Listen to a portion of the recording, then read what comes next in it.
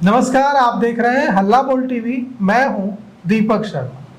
हम आपको एक बड़ी खबर बताने जा रहे हैं। जनसुराज ने अपना कन्हैया कुमार ढूंढ लिया है। आपको आश्चर्य हो रहा होगा कि कन्हैया कुमार कैसे ढूंढ लिया, तो हम आपको पूरी कहानी बताते हैं। जिस तरह कन्हैया कुमार ने जेएनयू छात्र संघ के अध्यक्ष से राजनीति में कदम रखा और आज देखिए पूरे देश में उनकी अपील है, बिल्कुल उसी तरह से जनसुराज ने अपने अल्पसंख्यक प्रकोष्ठ की जिम्मेवारी एएमयू यानी अलीगढ़ मुस्लिम यूनिवर्सिटी के छात्र संघ के अध्यक्ष रह चुके अबू अफान फारूकी को दी है। और अबू अफान फारूकी अब जो एएमयू अलीगढ़ मुस्लिम यूनिवर्सिटी छात्र संघ के बिहार के किशनगंज से निकलकर एएमयू अलीगढ़ मुस्लिम यूनिवर्सिटी छात्र संघ के अध्यक्ष बनने वाले अबू अफान फारूकी अब बिहार में जनसुराज अल्पसंख्यक प्रकोष्ठ की कमान संभाल रहे हैं। और बांकीपुर में जो चुनाव होने जा रहा है, उस चुनाव में वहां के जो लगभग 35 से 40 हजार जो मुस्लिम मतदाता हैं, वो कैसे इस बार प्रशांत किशोर के पक्ष में वोट करें, इसमें एक बड़ी भूमिका निभाने जा रहे हैं अबू अफान फारूकी। तो हम इनसे जानते हैं कि बांकीपुर में इस बार क्या होने जा रहा है। तो आपकी जो भूमिका है अबू अफान फारूकी जी, ये तो पूरे बिहार में मुसलमानों को, अल्पसंख्यकों को, अकलियत को जोड़ने की है। लेकिन अभी सवाल पूरे बिहार का नहीं है, अभी सवाल बांकीपुर का है। बांकीपुर में कैसे अलीगढ़ मुस्लिम यूनिवर्सिटी के छात्र संघ के अध्यक्ष रहे अबू अफान फारूकी अपना जादू दिखाएंगे और कैसे मुस्लिम मतदाताओं को पूरी तरह से प्रशांत किशोर से जोड़ेंगे। देखिए, जहाँ तक तो आपका बहुत बहुत शुक्रिया।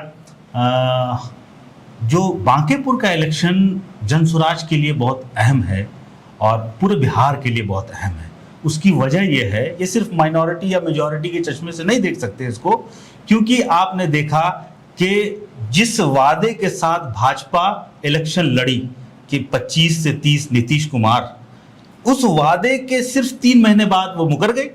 और सिर्फ ये हुकूमत चलाने के नाम पर नहीं, यहाँ सवाल यहाँ पे ये है कि ये सारी बातें तो राष्ट्रीय जनता दल भी कह रहा है, ये सारी बातें तो तेजस्वी यादव भी कह रहे हैं। मुसलमान बाकी सिर्फ हम बांकीपुर पे बात करते हैं कि बांकीपुर में जुड़े, ये कैसे जादू करेंगे आप? मैं सिर्फ बांकीपुर को इसलिए कहना चाहता हूं कि ये बहुत अहम ऐसा मोड़ है पूरे बिहार की राजनीति का, जहां लोगों को ये लग रहा था कि हम जिसको सत्ता की चाबी दे रहे हैं, वो जो वादे कर रहे हैं वो पूरी तरह से कामयाब होंगे, उन पर हम भरोसा कर सकते हैं। लेकिन 6 महीना गुजरते गुजरते लोगों ने देखा कि वो तमाम वादे भूल गए। लेकिन डेमोक्रेसी की अपनी खूबी यह है कि एक दफा आपने खजाने की चाबी जिसको दे दी, गद्दी पर जिसको बैठा दिया, वो कूप नहीं कर सकते। आपको 5 साल इंतजार करना पड़ेगा। आपने अगर गलत लोगों को ही सत्ता दे दी है तो भी आपको 5 साल इंतजार करना पड़ेगा। लेकिन ये खुशनसीबी है बिहार वालों की कि आपके सामने जस्ट 6 महीने बाद एक बहुत हाई प्रोफाइल सीट पर बाई इलेक्शन हो रहा है। ये बाई इलेक्शन पूरे बिहार के 243 किसी भी सीट पर होता सिवाय बांकीपुर के, तो ये इतना अहम नहीं होता। ये इसलिए अहम है कि नितिन नवीन की सीट है। यहां पर निगाहें पूरे भाजपा की निगाहें हैं। भाजपा अपनी पूरी ताकत यहां लगा सकती है और दमखम लगाकर रहेगी। ये सीट उनके नाक का इशू है और इस सीट पर भाजपा के वोटर को भी यह तय करना है, बिहार के वोटर को यह तय करना है कि जिन वादों पर उन्होंने आपने सत्ता उनको दी, क्या वो वादा निभाए। अगर वो वादा नहीं निभाए हैं तो इस सीट पर अगर आप उनको हराते हैं तो उनको ये सिग्नल यहां से लेकर गुजरात तक चला जाएगा कि देखिए, आपने अगर हमारी बात नहीं मानी तो हम समझ रहे हैं। इसीलिए बचे हुए दिनों में कम से कम बिहार के डेवलपमेंट की बात करिए, डबल इंजन की बात कीजिए। और इस चीज को करने के लिए हम लोग पूरी ताकत से यहां उतर आए। आपने कहा कि आरजेडी को क्यों नहीं वोट करेगी, लोग आरजेडी भी लड़ते रही। मैं यही तो पूछना चाहता हूं कि 35 साल से इसी बिहार के, इसी पटना के आसपास जिन ताकतों ने हुकूमत की, हर जगह रहे, उनके ताल्लुकात बने, लोगों से जुड़े, सरकारी तंत्र में अपने लोग जमा किए, लेकिन इन्होंने भाजपा को वॉक ओवर दे के रखा। वो तमाम सीटें जो हाई प्रोफाइल सीटें रही हैं, वहां कभी कोई अपोजिशन ही नहीं है। आप आंकड़े उठाकर देखेंगे, मैं आपको बताऊं भाईजान, 25 वार्ड है इस पूरे विधानसभा में। 25 वार्ड में सिवाय एक वार्ड के सारे वार्डों में भाजपा को 3 गुना तक वोट मिला हुआ है। इसका मतलब क्या है कि कभी आपने जेन्युइन अपोजिशन दिया ही नहीं है। पहली दफा हम लोगों ने पूरी ताकत से, जबकि इतनी बड़ी हार मिलने के बाद बहुत सारे पत्रकारों ने यह कहा कि अब तो जनसुराज ही खत्म हो गया, प्रशांत चले जाएंगे, अपने कमिटमेंट से पीछे हट गए। लेकिन आप देखें कि हम हारे जरूर हैं लेकिन हम हिले नहीं हैं। अच्छा, हम पूरी ताकत से दोबारा आ रहे हैं। आप लोग रेफरेंडम इसको बना रहे हैं, जो मुझे समझ में बात आ रही है, मैंने देखा बांकीपुर में प्रशांत किशोर ने भी जो कहा कि ये सम्राट चौधरी का रेफरेंडम है। अगर यहाँ भारतीय जनता पार्टी जीत जाती है मतलब जनता ये कह रही है कि हम सम्राट चौधरी से खुश हैं, और अगर भारतीय जनता पार्टी यहाँ हार जाती है तो नरेंद्र मोदी को, अमित शाह को ये सिग्नल जाएगा कि आपने सम्राट चौधरी को मुख्यमंत्री बनाया, इससे बिहार की जनता खुश नहीं है। तो क्या आपको लगता है कि अगर बांकीपुर भारतीय, आंख बंद कीजिए और सोचिए कि बांकीपुर भारतीय जनता पार्टी हार गई, अगर बांकीपुर भारतीय जनता पार्टी हार जाती है तो क्या आपको लगता है कि सम्राट चौधरी मुख्यमंत्री नहीं रहेंगे? इसलिए क्योंकि बांकीपुर हारने की वजह से भारतीय जनता पार्टी को यह सिग्नल जाएगा कि जनता सम्राट चौधरी को नहीं चाहती है। देखिए, जनता सम्राट चौधरी को चाहती है या नहीं चाहती है, ये तो हर दिन भारतीय जनता पार्टी को पता है, उनके बड़े लीडरों को पता है। अगर उनको इतना पता नहीं होता तो उनके नाम पर इलेक्शन नहीं लड़ते। आपने देखा किस तरह नीतीश कुमार को बहला फुसलाकर उस वक्त तक रखा गया जब तक उनकी जरूरत तो थी। क्या बांकीपुर अगर भारतीय जनता पार्टी हार जाती है तो सम्राट चौधरी मुख्यमंत्री नहीं रहेंगे? अगर देखिए, यही मैंने आपको कहा कि सत्ता की चाबी 5 साल के लिए नहीं, आपने दे रखी है। अगर भाजपा, एनडीए गठबंधन को है ना जी, सत्ता की चाबी एनडीए गठबंधन को है। नहीं, मैं आपसे सम्राट वही कह रहा हूं। चौधरी के पास नहीं, मैं वही चीज कह क्या रहा हूं। भारतीय जनता पार्टी विवश होगी सम्राट चौधरी को बदल देने के लिए? देखिए, भारतीय जनता पार्टी ये जान जाएगी कि जिन मुद्दों पर और जिन लोगों को और जिन चाल चक्र चेहरे के नाम पर हम इलेक्शन जीत कर आए थे, इस इलेक्शन को हारने के बाद उन्हें दोबारा विचार करना पड़ेगा। और उनको लगता है कि अपना चरित्र बचाने के लिए, अपना चेहरा बचाने के लिए हमें सम्राट चौधरी को हटाना पड़े, तो यकीनन वो हटाएंगे, और नहीं हटाएंगे तो उनकी और दुर्गति होती चली जाएगी। तो ये जो बात है कि बांकीपुर का जो उपचुनाव है, बाईपोल है, ये जन सुराज एक जनमत संग्रह की तरह, रेफरेंडम की तरह बाईपोल को बाईपोल जनसुराज नहीं रहने दे रहा है। बाईपोल को एक जनमत संग्रह बना दे रहा है कि आप बताइए कि आप सम्राट चौधरी सरकार से खुश हैं तो आप दीजिए वोट। देखिए, अगर आप नाराज हैं तो आप हराइए, ताकि दिल्ली तक यह मैसेज जाए कि बिहार की जनता रेस्टलेस है, बिहार की जनता नाराज है। क्या मैं सही समझ रहा हूं? नहीं दीपक भाई, इसमें मैं थोड़ा सा इसमें इजाफा ये करूंगा कि देखिए, डेमोक्रेसी में मैं बार बार ये कह रहा हूं कि आपको क्या और तरीका है 5 साल से पहले उस सरकार को हिलाने का या उनको सचेत करने का। तो हमारे पास एक मौका ऐसा मिला है। आप ये बात भी जानिए कि इस सीट पर 35 साल से किसी एक ही परिवार का वो रहा है, उनके अंडर में रहा है, वो जीतते रहे। भाजपा हर जगहों से सबसे ज्यादा मजबूत यहाँ पे रही है। अगर हमें सिर्फ जीत हार के नजरिए से लोग इस पार्टी को देखना होता तो हम बहुत आसानी से कहते कि जब बड़ी पार्टियां नहीं लड़ रही तो हम तो सारी सीटों पे आ रहे हैं, हम क्यों लड़ने जाए। लेकिन हम ये बताना चाहते हैं कि हम लोग बार बार बिहार के अवाम को, जनता को ये समझा रहे हैं कि आप अपने आप को तैयार कीजिए और समझिए कि आप डेमोक्रेसी में अपने सिग्नल्स कैसे दे सकते हैं। 202 की इस सरकार, 202 विधायकों की ये सरकार, फारूकी भाई, ये सिग्नल नहीं हुआ, ये करंट होगा। मैं वही चीज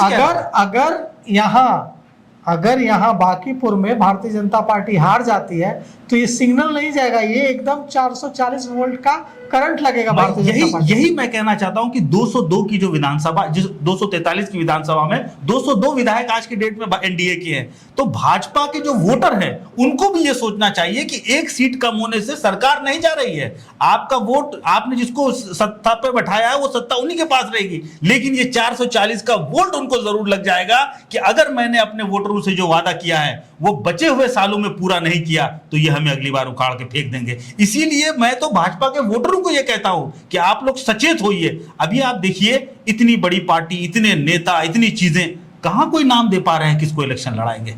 कहां किसी का नाम दे पा रहे हैं? क्योंकि लीडरशिप के तौर पर तो आपको किसी का नाम आगे करना चाहिए था। एक ऐसा आदमी जो वहां से उठकर आज पूरी पार्टी के हाईकमान बना हुआ, वहां पर तो एक लीडरशिप तैयार करनी चाहिए बिहार की। कोई एक नई लीडरशिप आती, एक नई सोच के साथ आती जिस पर भरोसे किया जा सकता है, लेकिन आज तक नाम देने में वो सक्षम नहीं है। तो इसीलिए मुझे लगता है, इसीलिए हम लोग अवाम में जा रहे हैं। मैं हरगिज ये नहीं कहता कि देखिए, अंततः लोगों को वोट करना है, मुझे और आपको तो करना नहीं है। आप ने अलीगढ़ मुस्लिम यूनिवर्सिटी से पढ़ाई की है, वहाँ छात्र संघ के अध्यक्ष रहे हैं, इस चुनाव में आपके कितने पुराने साथी आएंगे कैंपेन करने प्रशांत किशोर के लिए? एएमयू का आपका कनेक्शन कितना काम आएगा? देखिए, एएमयू का कनेक्शन तो अभी हिंदुस्तान क्या पूरी दुनिया में 190 कंट्रीज में हमारे एलुमनाई होते हैं, चीजें होती है।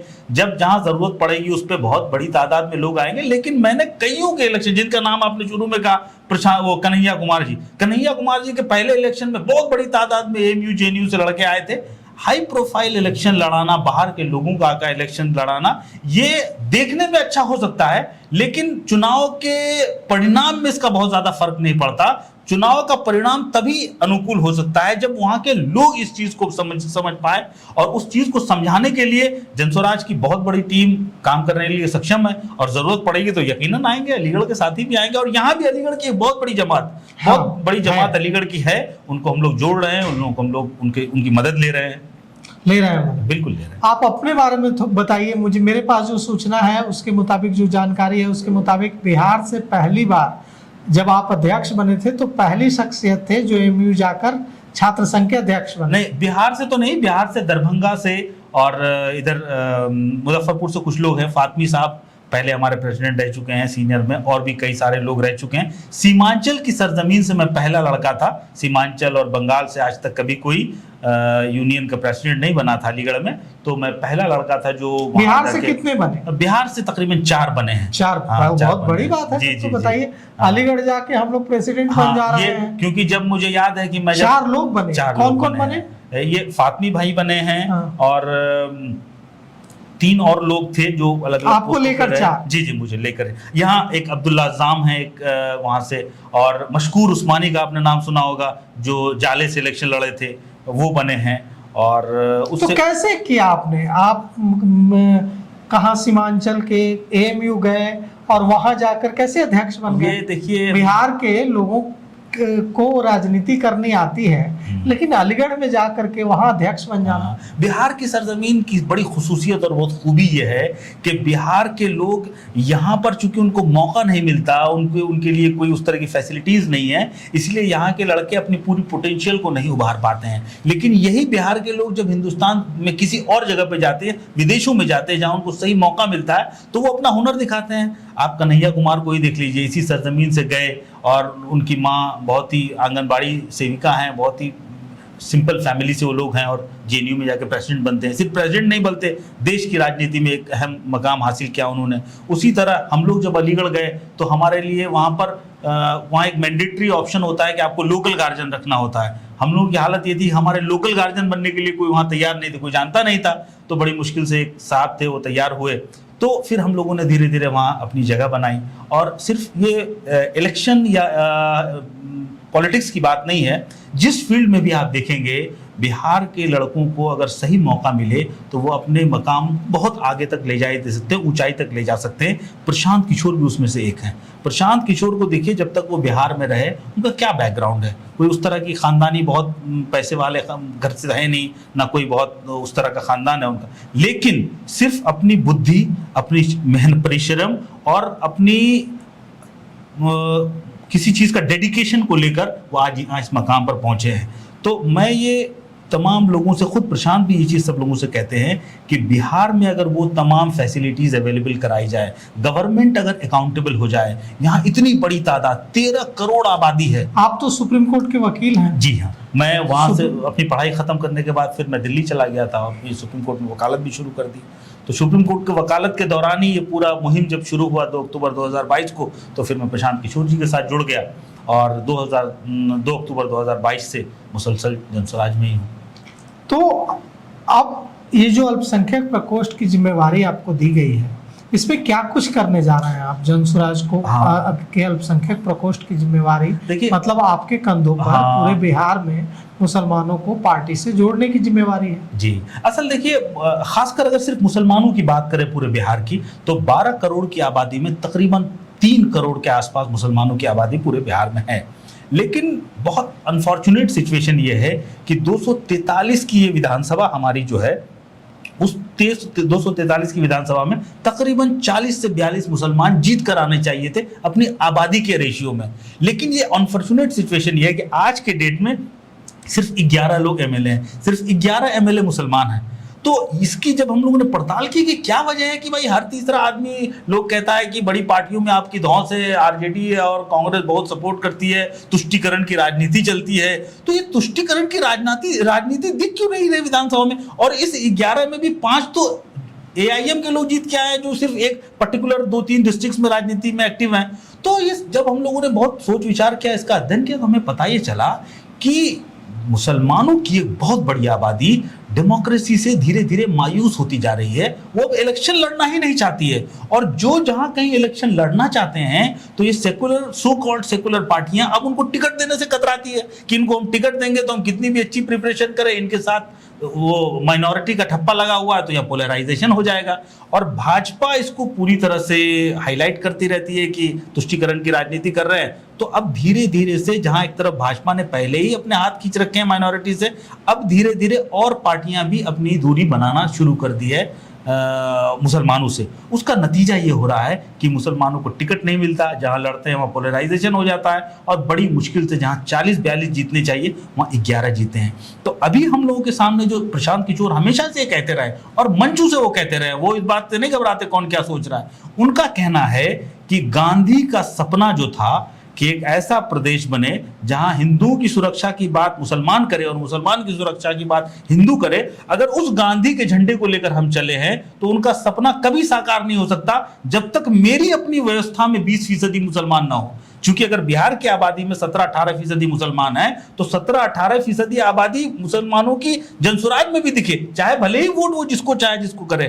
तो अभी हम लोगों की सबसे बड़ी कोशिश ये है कि मुसलमानों को घर घर जाके हम लोग ये समझाने की कोशिश करते हैं कि ये मुल्क आपका है, अगर ये बुरा है तो ये आपकी जिम्मेदारी, इसको अच्छा कीजिए। अगर डेमोक्रेसी में अच्छे लोग नहीं चुन के आ रहे हैं तो ये आपकी जिम्मेदारी, अच्छे लोगों को चुन के आइए। और आप खुद सोचिए कि कौन बेहतर होगा, किसको, आपके समाज का कौन अच्छा लड़का है जो पॉलिटिक्स कर सकता है, उसको आगे लाइए, हम लोग उसकी मदद करेंगे, जनसुराज उसके साथ खड़ी रहेगी। और ये सिर्फ मुसलमानों को हम नहीं कह रहे, ये हर दबे कुचले तबके के पास जा रहे हैं कि आप लोग डेमोक्रेसी में आइए, आप लोग इलेक्शन में आइए। बिहार में पलायन का आलम यह है कि यहां सिर्फ गरीब पलायन नहीं करता, यहां जो मिडिल क्लास है वो भी पलायन कर रहा है, और मिडिल क्लास और अपर मिडिल क्लास पलायन इस तरह कर रहा है कि उनकी पूरी जनरेशन शिफ्ट हो जा रही है, वो वापस ही नहीं आ रहा है। तो जिसकी वजह से ये है, जो प्लूटो ने बहुत पहले ये कहा था कि अच्छे लोग राजनीति में नहीं आएंगे तो बुरे लोग आपके ऊपर हुकूमत करते रहेंगे।